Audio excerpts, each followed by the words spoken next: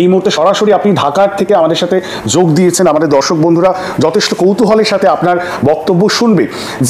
যে প্রেমাইসটা আমি তৈরি করলাম, কারণ বাংলাদেশের এই মুহূর্তে রাজনৈতিক যে প্রেক্ষাপট, সেখানে দাঁড়িয়ে আমরা যারা ভারতবর্ষের বুক থেকে বাংলাদেশকে খুব ক্লোজলি বাংলাদেশের দিকে তাকিয়ে রয়েছে এবং বাংলাদেশ একটি বন্ধু দেশ, সেখানের পরিস্থিতি নিয়ে অবশ্যই ভারতবর্ষের এবং এপার বাংলায় পশ্চিমবঙ্গের মানুষের কৌতূহল থাকাটা খুব স্বাভাবিক। সেখানে দাঁড়িয়ে যে নির্বাচন নিয়ে আপনাদের যে একটা মতবিরোধ এই মুহূর্তে দেখা যাচ্ছে তৈরি হয়েছে, আমি সবার আগেই জিজ্ঞাসা করব যে মোহাম্মদ ইউনূসের যে সরকার, সেই সরকারকে তো আপনারা সমর্থন করেছেন। আজ এই 9 মাস অতিক্রান্ত হওয়ার পর আপনাদের অ্যাসেসমেন্ট কি এই সরকারটিকে নিয়ে? আপনাকে অসংখ্য ধন্যবাদ এবং আমি সকল দর্শককে শুভেচ্ছা জানাচ্ছি। আমরা এক অর্থে আশাহত এই কারণেই যে গত 9 মাস আগে যখন এই সরকারটি গঠিত হয়েছিল, আমরা স্পষ্টভাবেই বলেছিলাম এই সরকারটি আমাদের সরকার এবং এই সরকারটিকে কোনোভাবেই ব্যর্থ হতে দেওয়া যাবে না। আমরা কিন্তু গত 9 মাস ধরে সার্বিক সহযোগিতা করে এসেছি এই সরকারকে। এবং একটা কথা আমরা শুরুতেই অবশ্য স্পষ্ট করেছিলাম যে সরকার যদি নিজেই নিজেকে ব্যর্থ করে, তাহলে কিন্তু বিএনপি বা অন্য কোনো পলিটিক্যাল পার্টি কিছুই করার থাকবে না।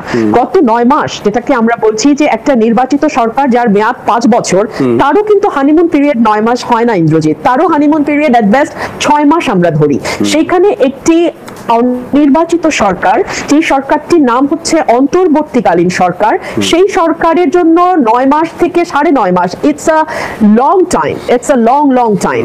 এবং এই সরকার বারবার সংস্কারের কথা বলেছে, বিচারের কথা বলেছে, কিন্তু নির্বাচনের কথা বললেই কেন জানি সরকারের নানান রকম অস্বস্তি আমরা লক্ষ্য করি। আপনি যদি প্রথম দুটোর দিকেও একটু লক্ষ্য করেন, সংস্কার এবং বিচার সংস্কার একটি চলমান প্রক্রিয়া, তাই না? এবং সংস্কার চলতেই থাকবে। আপনি দেখেছেন যে 6টি সংস্কার কমিশন, মূল 6টি কমিশন, আরো ছোট ছোট কয়েকটি কমিশন হয়েছে, বাট মূল 6টি কমিশন তাদের রিপোর্ট দিয়েছে। ওই রিপোর্টের উপর পলিটিক্যাল পার্টিগুলো তাদের মতামত জানিয়েছে। ডেফিনেটলি বেশ কিছু বিষয়ে পলিটিক্যাল পার্টিজের মধ্যে ঐক্যমত আছে। সেই বিষয়গুলোর সংস্কারও যদি ডক্টর ইউনূস শুরু করতেন, তাহলে আমরা অন্তত বুঝতাম যে কিছু শুরু হয়েছে।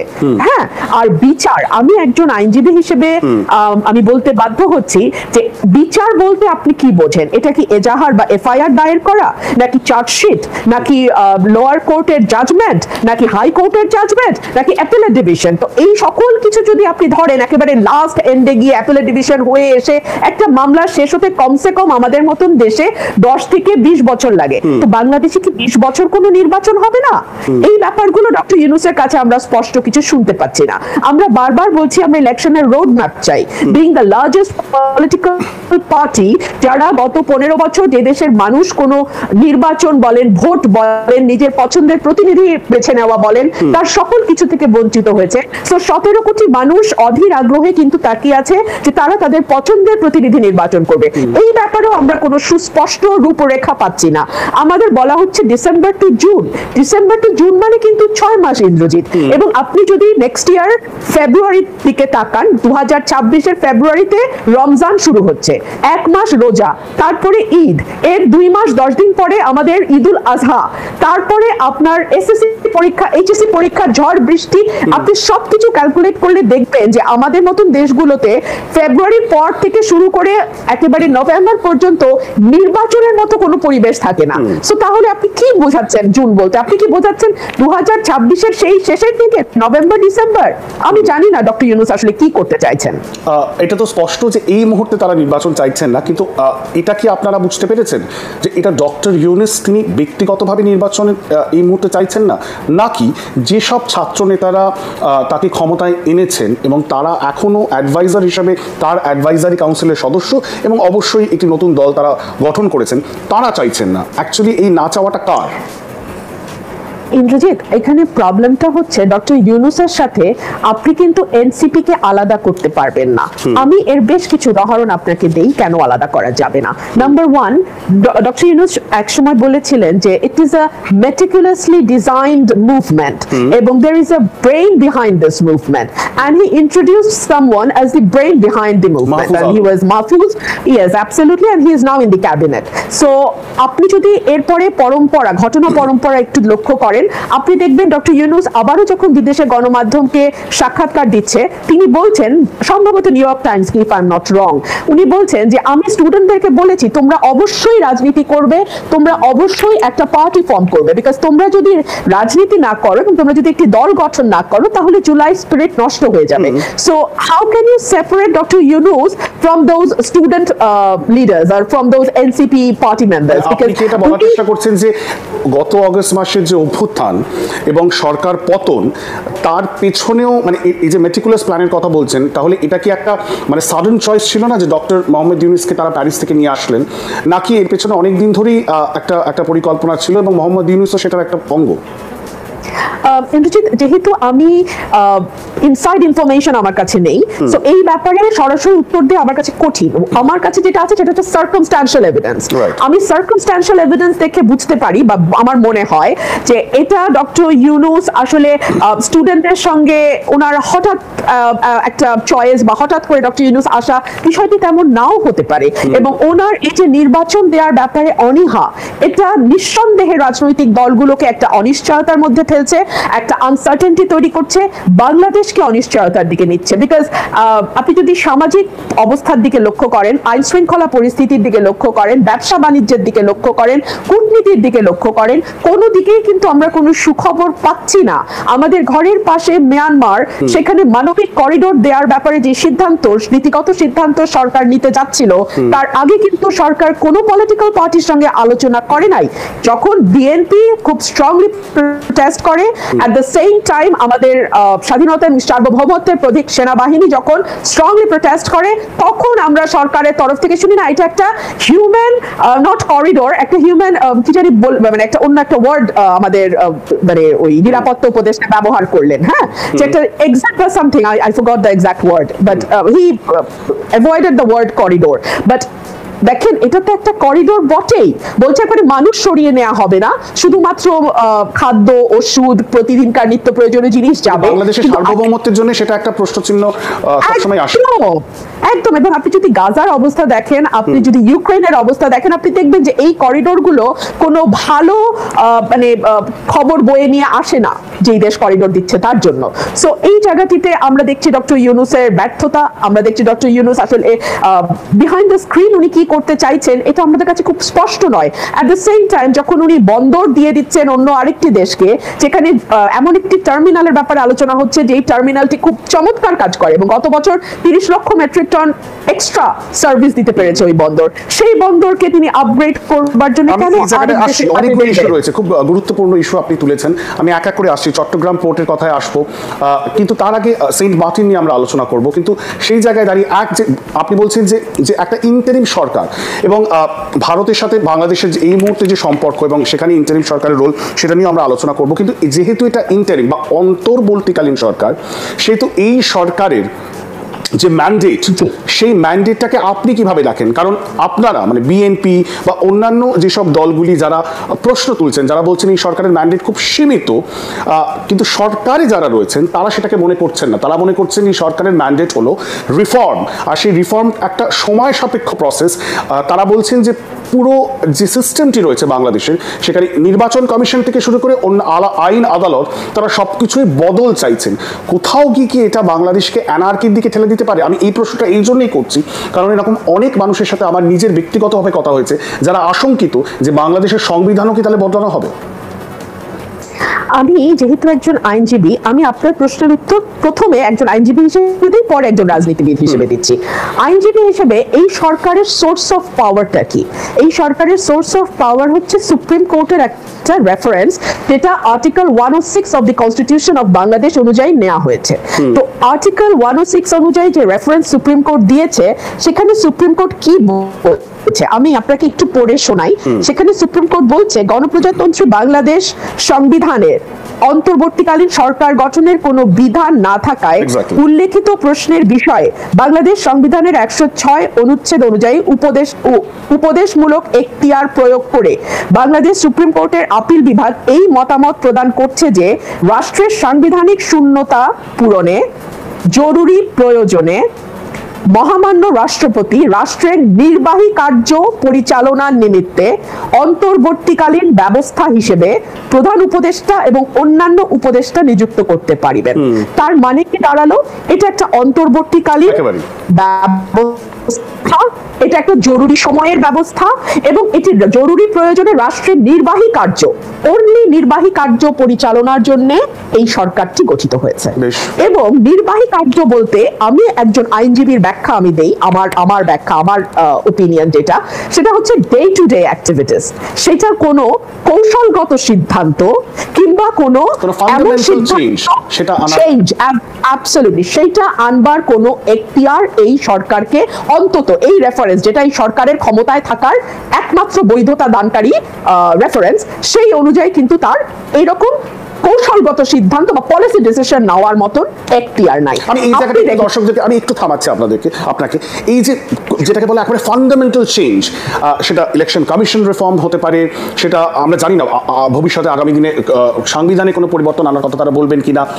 সেই জায়গায় দাঁড়িয়ে এই যে কথাগুলি বারবার অন্তর্বর্তীকালীন কোট আনকোট সরকারের কাছ থেকে আসছে, এইগুলি আপনি বলছেন সেগুলো এখতিয়ার বহির্ভূত, কিন্তু যেটা অ্যাকচুয়াল তার এখতিয়ার মানে ডে টু ডে গভর্নেন্স, সেটা অর্থনীতি, economy, supply chain management, RMG সেক্টরে আমরা দেখছিলাম স্বনামধন্য অভিনেতা অনন্ত জলিল এবং আরো অনেক যারা ইন্ডাস্ট্রিয়ালিস্ট রয়েছেন তারা বেশ আক্ষেপ করছেন যে তারা হয়তো বেতন দিতে পারবেন না।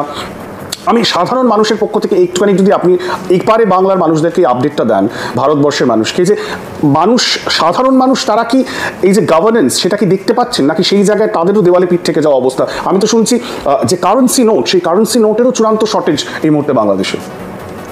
একদমই তাই। একটা দিকেও কোনো ভালো খবর নেই। আমি আপনাকে দুটো ঘটনা বলি। ঢাকার প্রাণকেন্দ্র মগবাজারে গতকাল বা গত পরশু চাপাতি দিয়ে কুপিয়ে, দিনে দুপুর 12টা-1টার দিকে চাপাতি দিয়ে কুপিয়ে একদম সিসিটিভি ফুটেজে আছে, ছিনতাই করা হয়েছে। একজন ব্যবসায়ী সাম্যকে পয়েন্ট ব্ল্যাঙ্ক গুলি করে মারা হয়েছে। আজকে আমরা দেখলাম একজন ব্যবসায়ীকে গুলি করে 22 লাখ টাকা ছিনতাই করা হয়েছে। এটা অল্প দুদিনের ঘটনা, তিনটাই ঢাকা শহরে ঘটেছে। আমি ঢাকার বাইরে আমি বাদী দিলাম এবং তিনটি অতি আলোচিত বলে আমি আপনার চ্যানেলে বলছি। এর বাইরে তো প্রতিদিন এই ধরনের ঘটনা, ল অর্ডার সিচুয়েশন খুবই অ্যালার্মিং। আসেন অর্থনীতিতে একমাত্র রেমিটেন্স ছাড়া আর কোনো দিকে কোনো সুখবর নাই। আচ্ছা, অর্থনীতি দুটো এটা আমার সামনে এসছে। একটা হচ্ছে আপনারা জানেন ফরেন ডিরেক্ট ইনভেস্টমেন্ট নিয়ে কিছুদিন আগে সরকার অনেক ঢাক ঢোল পিটিয়েছে যে বিরাট ফরেন ডিরেক্ট ইনভেস্টমেন্ট আসবে, বাংলাদেশ ফ্লাডেড হয়ে যাবে জব আর জবে। হ্যাঁ, আমরা দেখলাম ফরেন ডিরেক্ট ইনভেস্টমেন্ট গত বছরে 9 মাসের সাথে এই বছরে 9 মাস মানে এই সরকারের 9 মাসের তুলনা করলে দেখা যাচ্ছে 26% কমে গেছে ফরেন ডিরেক্ট ইনভেস্টমেন্ট। এক টাকাও বিনিয়োগ আসে নাই। এবং অস্থিতিশীল সরকার বা অন্তর্বর্তীকালীন সরকার, রাজনৈতিক অস্থিরতার ফলে এবং ল এন্ড অর্ডার সিচুয়েশনের ফলে স্বাভাবিকভাবেই মানুষ তার নিজের পুঁজিকে বাংলাদেশে লাগাতে এই মুহূর্তে আশঙ্কিত হবেন বিদেশি বিনিয়োগকারীরা। এটা তো খুব স্বাভাবিক একটা বিষয়। খুব খুব খুব স্বাভাবিক। এমনকি অভ্যন্তরীণ বিনিয়োগ যেটা, হ্যাঁ, সেটাও 29% কমে গেছে। মানে মূলধনী যন্ত্র আমদানি দেখা যাচ্ছে এলসি কোলার হিসাব থেকে যে আগের বছরের 9 মাসের সাথে যদি ইউনুসের 9 মাস আপনি তুলনা করেন, সেটা 29% কমে গেছে। বিদেশি বিনিয়োগও কমছে, অভ্যন্তরীণ বিনিয়োগও কমছে। অর্থনীতি তাহলে দাঁড়াবে কিসের ওপরে? কিছুদিন আগে আমাদের অর্থ উপদেষ্টা, আমি একমাত্র ওনাকে আমি কিছুটা মার্ক দিব, ওনাদের রেটিং যদি করতে বলেন উপদেষ্টা মণ্ডলীর মধ্যে, he is doing little better among the lot. So উনি সেদিন বলছে যে আইএমএফ এর লোনের ব্যাপারে, যে আপনি জানেন আইএমএফ এর শর্ত মেনে কিন্তু এখন ডলারের রেট বাজারের উপর ছেড়ে দেওয়া হয়েছে। হ্যাঁ, এন্ড ইট ইজ এসকালেটিং। সো তিনি এক পর্যায়ে নাকি উনি বলেছেন, গণমাধ্যমে দেখলাম, যে আমাদের অর্থনীতির অবস্থা একদমই ভালো না, সামাজিক অবস্থা, অর্থনৈতিক অবস্থা, রাজনৈতিক অবস্থা, আইন শৃঙ্খলার অবস্থা, কোনো অবস্থাই ভালো না, বিকজ প্রত্যেকের মধ্যে একটা আশঙ্কা এবং অনিশ্চয়তা একসঙ্গে কাজ করছে।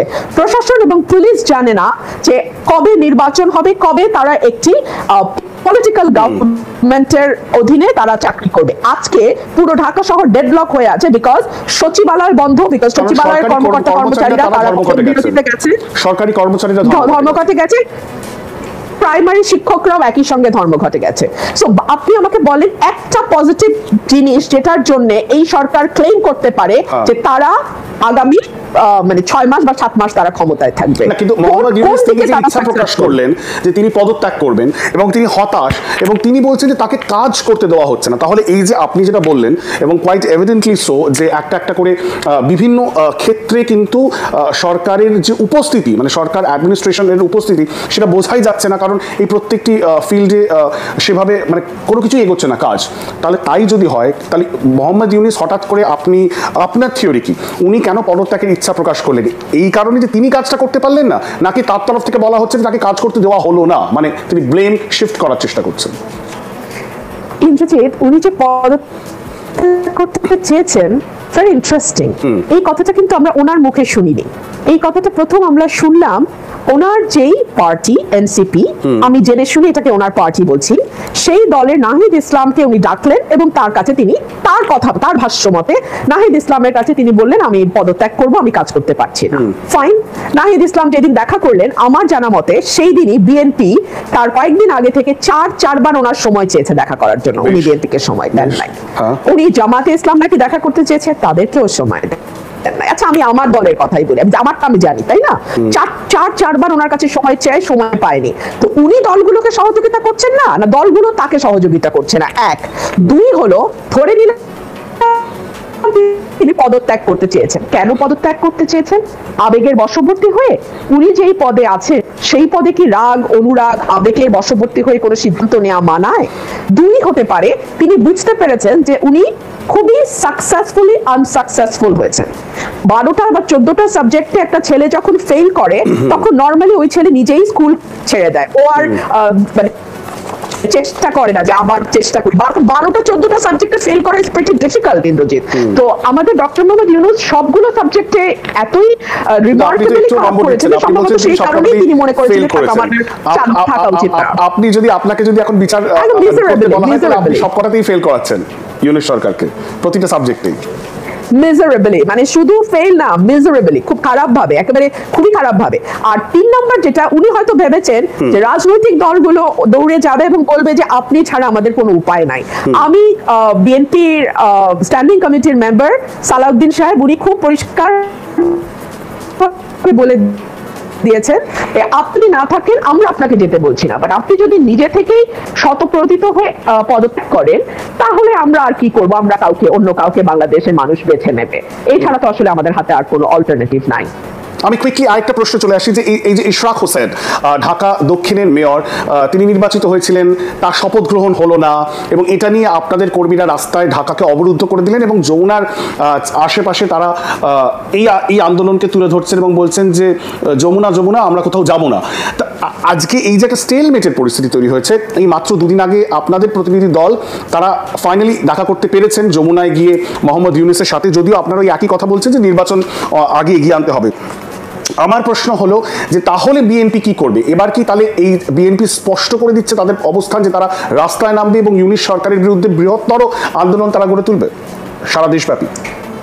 এটা বাংলাদেশের দুর্ভাগ্য যে যেই মানুষটি কখনো রাজনীতি করেননি, যেই মানুষটি বিশ্ব দরবারে নোবেল লরিয়েট হিসেবে বাংলাদেশের মুখ উজ্জ্বল করেছেন, তার কাছ থেকেও একটা নির্বাচনের তারিখ আদায়ের জন্য বাংলাদেশের মানুষকে রাস্তায় নামতে হবে, বাংলাদেশের মানুষকে আন্দোলন করতে হবে, বাংলাদেশের মানুষকে প্রতিবাদ করতে হবে। এটা অত্যন্ত দুর্ভাগ্যজনক।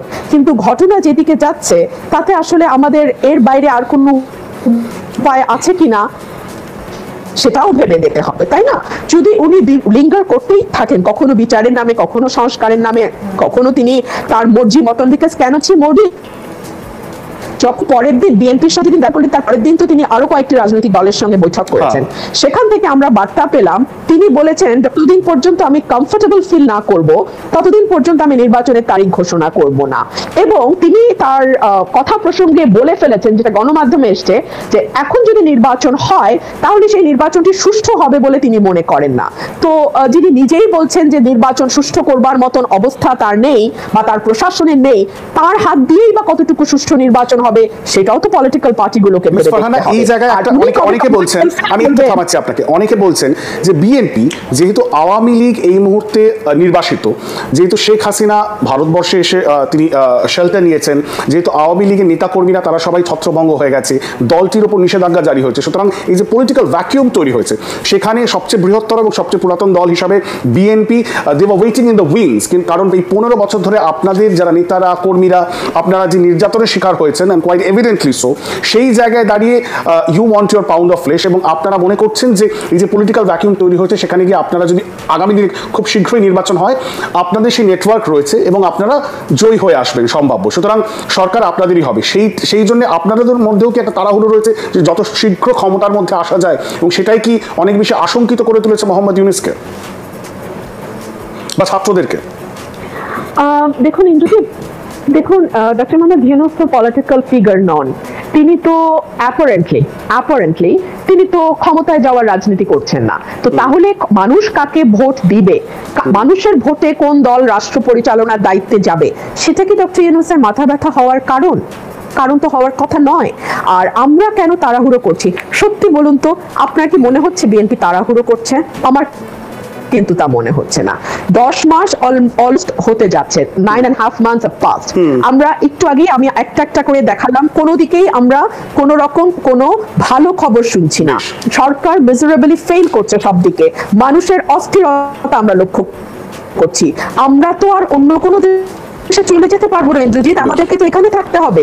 সুতরাং একটা লিভেবল কান্ট্রিতে আমরা বাস করতে চাই, আমরা এরকম অ্যানার্কির মধ্যে, মবক্রেসির মধ্যে থাকতে চাইছি না। খুব ইম্পর্টেন্ট, মবক্রেসি শব্দটা খুব ইম্পর্টেন্ট, আমি ওইটাতেও আসবো, কিন্তু তার আগে বলি, আপনি বললেন আপনারা তো অন্য কোনো দেশে গিয়ে রাজনীতি করবেন না, বিএনপি বাংলাদেশের দল, এত পুরনো দল, এবং তারা আগে ক্ষমতায় ছিল, সেক্ষেত্রে দাঁড়িয়ে আপনার শীর্ষ নেতৃত্ব বেগম খালেদা জিয়া, তিনিও ইংল্যান্ডে পাড়ি দিয়েছেন, তারেক রহমান তিনি ওখানে রয়েছেন, is there a time line? তারা কি ফিরবেন দেশে? তারা কেন বিএনপির রাজনীতির যে হ্রাস সেটা তারা দেশে ফিরে কেন হাতে তুলে নিচ্ছেন না?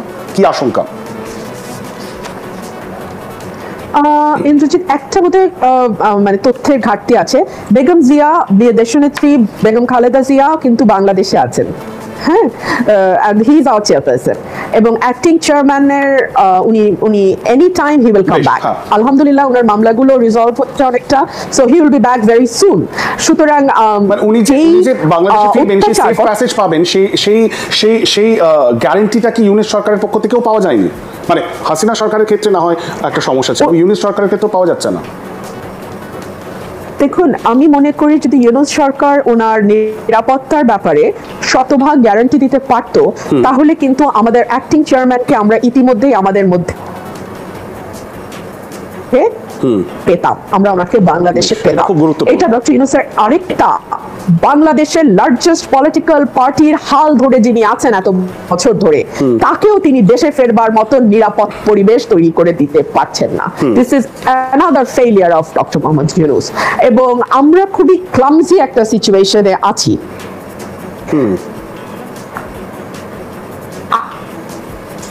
আমরা মবক্রেসির কথা হচ্ছিল, আপনি ইতিমধ্যে দেখেছেন আগে হাসনাতের নেতৃত্বে আমরা দেখলাম যে যমুনার সামনে একটা মানে মব, সো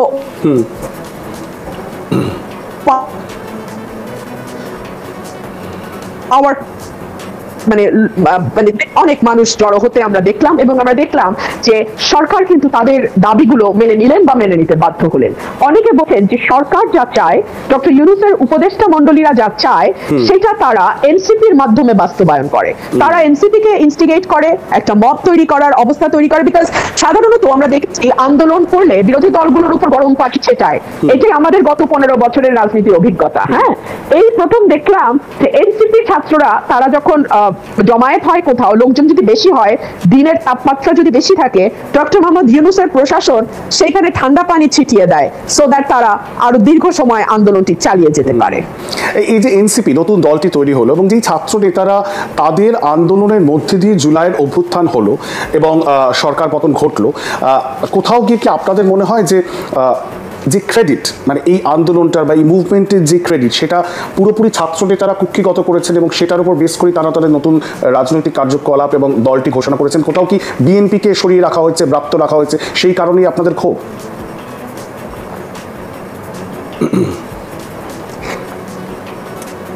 শুধু বিএনপি না, দেখুন এটা কিন্তু বাংলাদেশের সাধারণ গণমানুষের একটা অভ্যুত্থান। এখানে শুধু বিএনপিকে আলাদা করে রাখা নয়,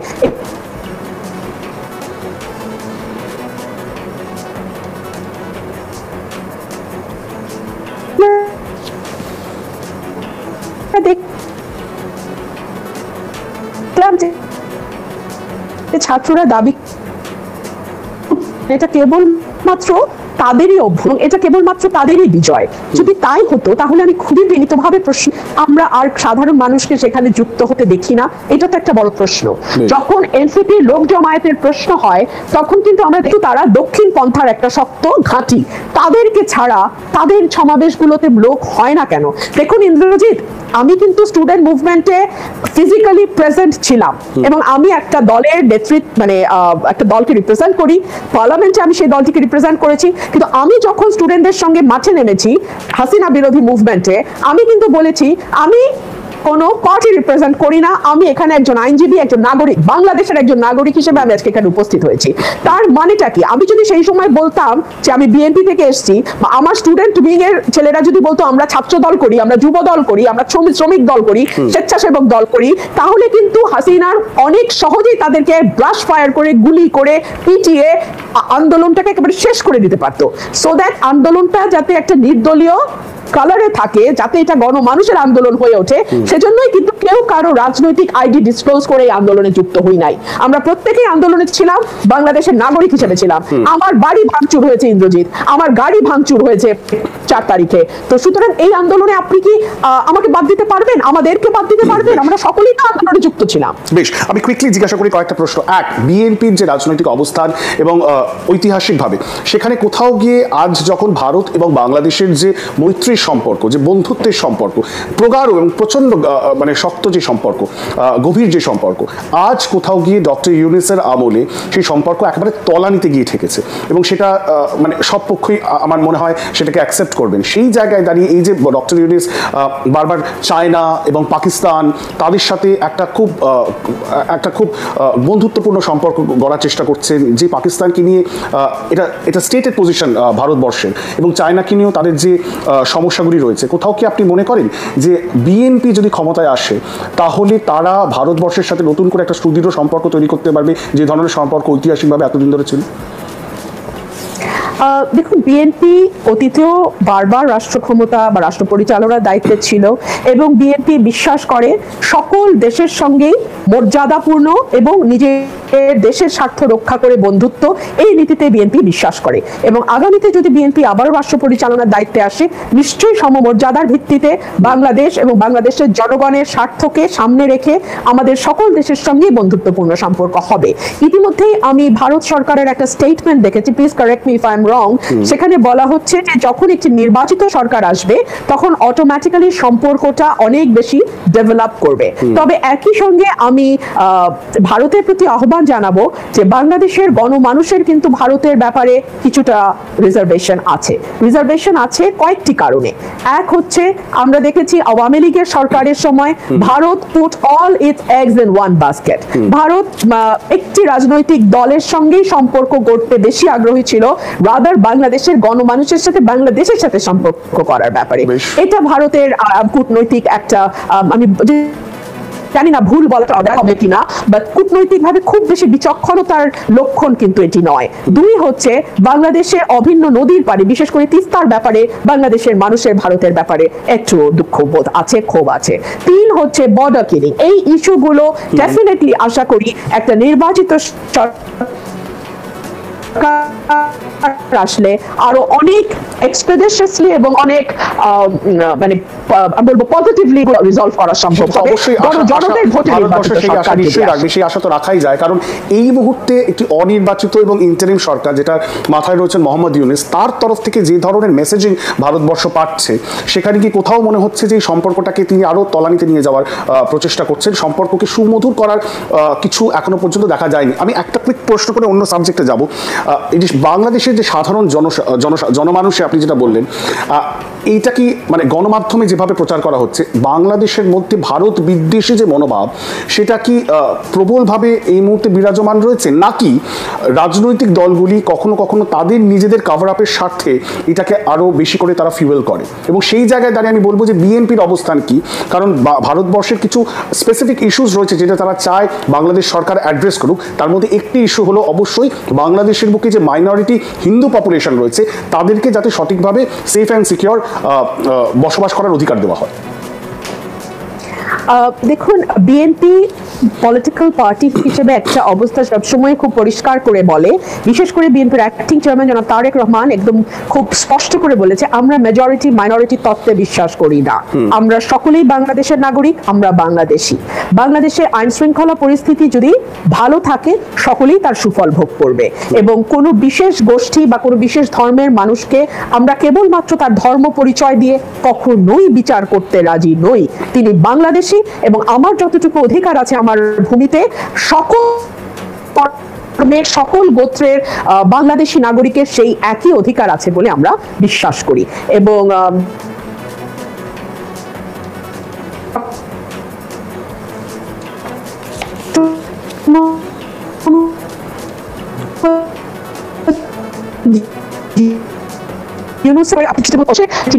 ব্যাপারে যে প্রশ্নটি আপনি করছিলেন সেখানে একটা কথা পরিষ্কারভাবে বলা যায়, মানুষের একটা দৃঢ় বিশ্বাস যে এই ক্ষমতায় থাকবার পেছনে শেখ হাসিনাকে সবচেয়ে বড় সহযোগিতা ভারত করেছে, এবং এটা কিন্তু ভেরি ইম্পর্টেন্ট, এবং এই পারসেপশন বাংলাদেশের মানুষের মধ্যে আছে।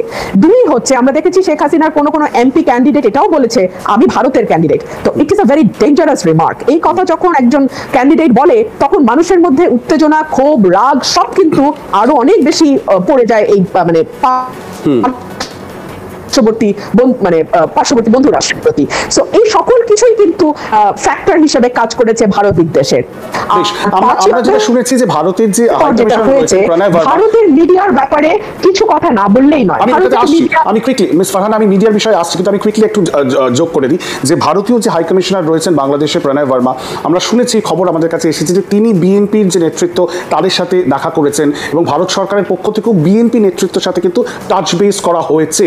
সুতরাং যেটা আপনি শুরু করলেন যে ভারত সরকারের কূটনৈতিক যে অবস্থান, যেখানে they put all their eggs in one basket and that is the Awami League and Hasina basket, সেখান থেকে মনে হয় কিছুটা হলেও তারা সরে এসেছেন।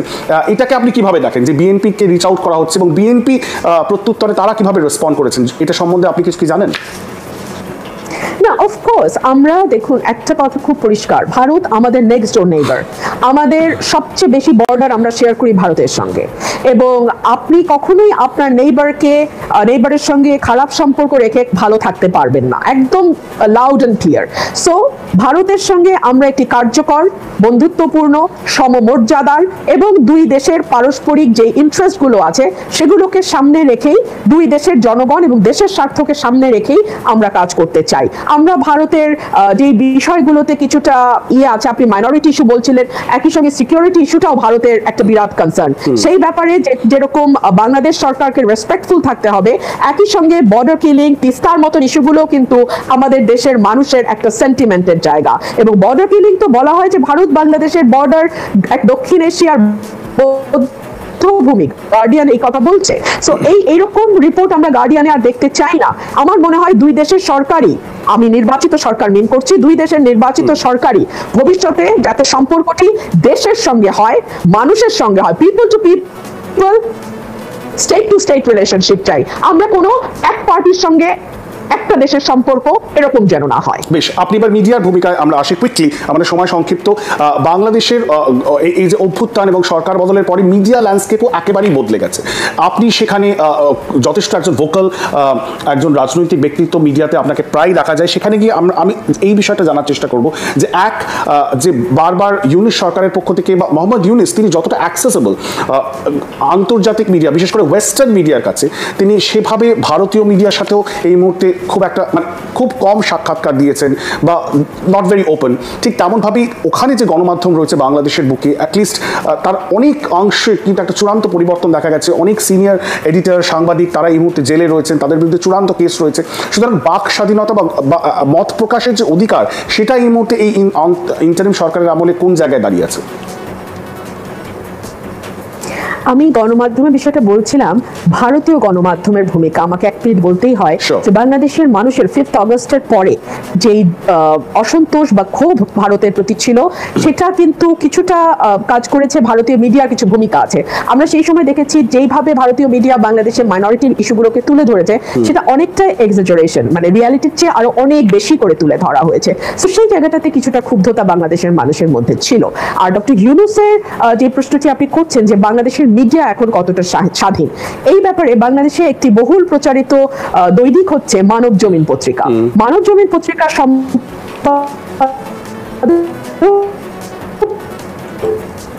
তিনি সেই সময় যথেষ্ট শক্ত ভূমিকা রেখেছেন। তিনি সেদিন একটা সাক্ষাৎকারে বলছিলেন যে এখন তো আমরা ডক্টর ইউনূসের কোনো সমালোচনা কোথাও দেখি না, তাহলে কি এরকম বিষয়টা যে ডক্টর মোহাম্মদ ইউনূসের কোথাও কোনো ভুল হচ্ছে না? So that is pretty surprising যে আমরা বাক স্বাধীনতা, মিডিয়ার স্বাধীনতার কথা বলছি, কিন্তু কার্যত তো আমরা সেরকম দেখছি না। আপনি দেখেছেন নিশ্চয়ই যে কিছুদিন আগে আমাদের সংস্কৃতি উপদেষ্টার সঙ্গে তার একটা বাদানুবাদের মতোই হয়েছে 3 জন গণমাধ্যম কর্মীর সঙ্গে, এবং সেই 3 জন গণমাধ্যম কর্মীর চাকরি গেছে। ইন্টারেস্টিংলি ইন্দ্রজিৎ, এটা কিন্তু সরকার থেকে নাকি কোনো রকম প্রেসার দেওয়া হয়নি, বাট ফেসবুকে ইভেন্ট ক্রিয়েট করা হয়েছে যে ওদেরকে অপসারণ না করলে আমরা এখনই গণমাধ্যম অফিসের, মানে সেই প্রাইভেট চ্যানেলগুলোর অফিসের নিচে এখনই আমরা আসছি। যখন এই কথাটা বলা হয় তখন সিম্পলি মবক্রেসি, এবং 3 জন সাংবাদিক চাকরি হারান। তো এইরকম বাক স্বাধীনতা তো আসলে আমরা চাই নাই, তাই না?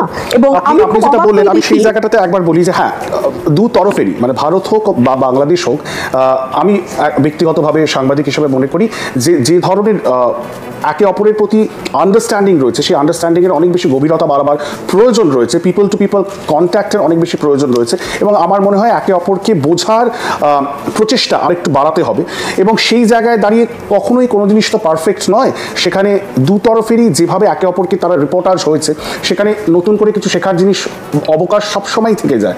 কিন্তু আমি তাও বলবো যে একটা সময় ছিল বাংলাদেশে হিন্দুদের ওপর বা হিন্দু সম্প্রদায়ের ওপর যে ধরনের নিপীড়ন হচ্ছে বলে বলা হতো, অনেক সময় অনেকাংশেই সে খবর বেরোতো না, যেটা পরিবর্তন আমাদের এ তরফ থেকে আমরা যেটা দেখে বুঝতে পারছি যে অনেক বেশি সেই জিনিসগুলো রিপোর্টেড হচ্ছে, এবং ভারতীয় মিডিয়াও সেগুলোকে পিক আপ করেছে। এখনো পর্যন্ত two state facts, Chinmoy Krishna Das, যিনি ইসকনের একজন সদস্য ছিলেন, তিনি এখনও জেলে রয়েছেন। অবশ্যই এটা বাংলাদেশের অভ্যন্তরীণ বিষয়, কিন্তু তিনি বেল পাওয়া সত্ত্বেও বেরোতে পারেননি, এবং একের পর এক তার বিরুদ্ধে কেস করে দেওয়া হয়েছে। এটার ফলে ভারতে যারা হিন্দু সম্প্রদায়ের মানুষ রয়েছেন তাদের একটা আশঙ্কা তৈরি হয়েছে, এবং আমার মনে হয় সেই বিষয়টা খুব স্বাভাবিক, যদিও সেটা একটা লিগাল ট্যাঙ্গেলের মধ্যে বাংলাদেশের রয়েছে এবং তার দিকে নজর থাকবেই। সুতরাং ইস্যু যেটা, সেটা হচ্ছে বাংলাদেশের বুকে হিন্দু যে সম্প্রদায় তারা কতটা সেফ অ্যান্ড সিকিওর, এবং তার সঙ্গে সঙ্গে আরেকটা বিষয় যেটা, যে অনেকাংশেই যারা ইসলামিক র্যাডিক্যালিজমের সাথে যুক্ত তারা কিন্তু ছাড়া পেয়েছেন বিগত কয়েক মাসে বাংলাদেশের বুকে, এবং সেখানেও একটা আশঙ্কার জায়গা তৈরি হয়েছে। আমি জানি না সেটা শুধুমাত্র ভারত কেন, বাংলাদেশের বুকেও যারা লিবারেলস রয়েছেন তাদেরও একটা আশঙ্কার জায়গা তৈরি হয়েছে বলে আমরা জানতে পারছি। এই বিষয়টাকে আপনি কিভাবে দেখেন?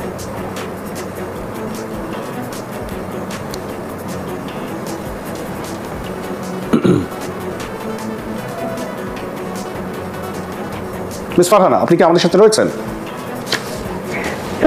একটা দেশে যখন ডেমোক্রেসি চলে, একটা দেশের ল এন্ড অর্ডার সিচুয়েশন যখন আপ টু দ্য মার্ক থাকে না, তখন তো কেবলমাত্র মাইনরিটি না, তখন প্রত্যেকেই ঝুঁকির মধ্যে থাকে।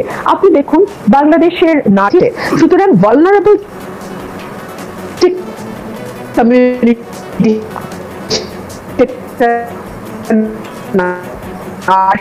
হোক, মাইনরিটি হোক, শিশু হোক, তারা কিন্তু এই ধরনের টার্ময়েল যখন চলে, এইরকম সময় তারা সবচেয়ে বেশি ইজি টার্গেট হয়।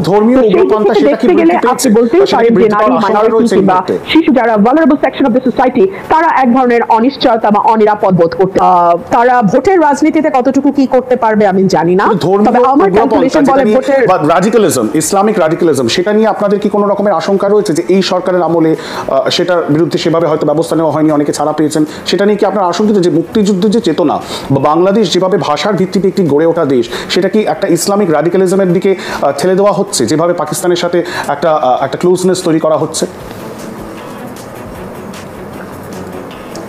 ইন্দ্রজিৎ, এটা যদি এই সরকার চেষ্টাও করে, আমি বিশ্বাস করি তারা সফল হবে না। বিকজ বাংলাদেশের মানুষ তারা ধর্মপ্রাণ ঠিক আছে, কিন্তু একই সঙ্গে তারা কিন্তু তাদের সংস্কৃতি ঐতিহ্য সেটাও লালন করে, এবং তারা কিন্তু কখনোই অতি দক্ষিণপন্থী পলিটিক্যাল ইডিওলজি যারা ধারণ করে তাদেরকে কিন্তু ভোটে নির্বাচিত করে কখনোই কিন্তু তারা ক্ষমতায়িত করে নাই। সুতরাং হ্যাঁ, দক্ষিণ পন্থার উত্থান আমি লক্ষ্য করছি, এবং একটা ভালনারেবল কমিউনিটির মেম্বার হিসেবে, নারী হিসেবে আমি সার্টেনলি নিজেও খুব একটা নিরাপদ বোধ করি না। মরাল পুলিশিং দেখি, ফেসবুকের যে ধরনের কমেন্ট দেখি, সেগুলোও আমাকে আশ্বস্ত করতে পারে না, সেগুলোও আমাকে কোনো কোনো ক্ষেত্রে কিছুটা অস্বস্তিতেই ফেলে। কিন্তু তারপরে আমি বিশ্বাস করি একটা নির্বাচিত সরকার যখন ক্ষমতা বা রাষ্ট্র পরিচালনার দায়িত্বে যাবে, things will have been better. একটা শেষ প্রশ্ন, যে এটারই মানে রেশ ধরে আমি প্রশ্নটা করি, যে যেভাবে আমরা দেখছি একটা সময় পাকিস্তানের সাথে সম্পর্ক, সেটা একটা খুব গুরুত্বপূর্ণ একটা বিষয় ছিল, এবং কোথাও গিয়ে সেটা ব্রাত্য ছিল রাজাকারদের এই এন্টায়ার ইস্যু। সেখানে গিয়ে মোহাম্মদ ইউনূস নতুন করে একটা চ্যাপ্টার খোলার চেষ্টা করছেন, পাকিস্তানের সাথে সম্পর্ককে আবার নতুন একটা গভীরতা দেওয়ার চেষ্টা করছেন। How is that playing out, এবং আপনাদের অবস্থান সেই জায়গায় কি? দেখুন, আমাদের কাছে বাংলাদেশের বাইরে যে যত রাষ্ট্র আছে সকলের সঙ্গে আমরা কার্যকর সম্পর্ক রাখতে প্রস্তুত, যতক্ষণ পর্যন্ত আমার দেশের মানুষের ইন্টারেস্ট এবং আমার দেশের ইন্টারেস্ট আমি বজায় রাখতে পারবো, ততটুকু পর্যন্ত। সেটা যেই দেশে হোক না কেন, দ্যাটস ওকে। আমরা একটি নির্বাচিত সরকার হিসেবে, এবং যেই দলটি অতীতেও বারবার রাষ্ট্র পরিচালনার দায়িত্বে এসছে, সেই অভিজ্ঞতা থেকে আমি বলতে পারি, কোনো একটি দেশকে কোনো স্পেশাল প্রিভিলেজ দেওয়া বা কোনো একটি দেশের ইন্টারেস্ট বাংলাদেশের ইন্টারেস্টের উপরে গিয়ে সেটাকে রক্ষা করার চেষ্টা করা, এটা বিএনপি কখনো করেনি অতীতে, ভবিষ্যতেও করবে না।